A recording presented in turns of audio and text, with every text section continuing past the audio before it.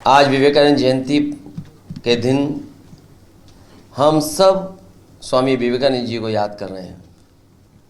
कम ही ऐसे लोग हुए हैं जिनसे दुनिया में लोग इंस्पायर हुए हैं, उनसे प्रेरणा ली है। स्वामी जी ने अपने जीवन भर और इतनी कम उम्र में दुनिया में कोई ऐसा व्यक्ति नहीं रहा होगा जिसने इतना बड़ा संदेश दिया हो। समाज को सुधारने के लिए, समाज कैसे आगे बढ़े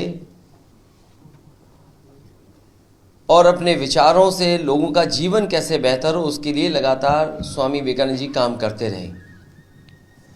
आदरणीय उदय प्रताप जी ने जिस तरीके से याद दिलाया कि स्वामी विवेकानंद जी की जो स्पीच थी शिकागो की,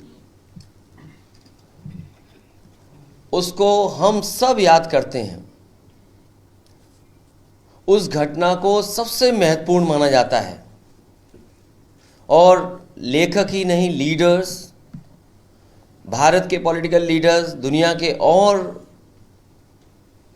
जो थिंकर्स हैं, उन्होंने भी इस बात की अपने भाषणों में, अपने लेखों में जिक्र किया है।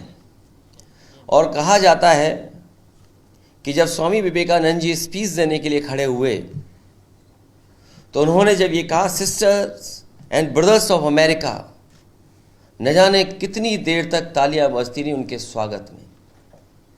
और जो उन्होंने संदेश दिया भारत का, भारत की परंपराओं का, भारत के धर्मों का, भारत के जीवन शैली को लेकर के, मैं समझता हूँ दुनिया में कोई दूसरा उदाहरण और भारत का कोई दूसरा उदाहरण नहीं मिलता है। जहाँ उनके भाषण का एक हिस्सा मैं आपके साथ सामने पढ़ना चाहता हूँ। उन्होंने कहा कि I am proud to belong to a religion which has taught the world both tolerance and universal acceptance.